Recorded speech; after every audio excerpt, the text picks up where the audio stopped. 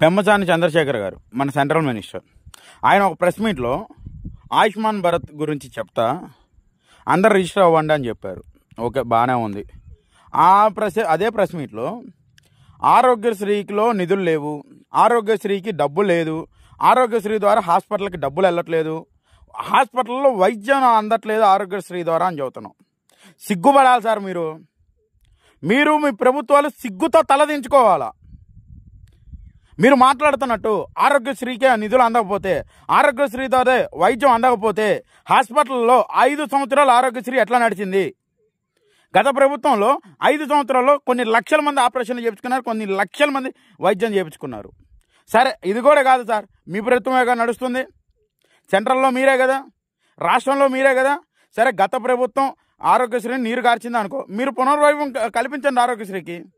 అది పోయి నిధులు లేవు, అది లేవు, ఇదే లేవు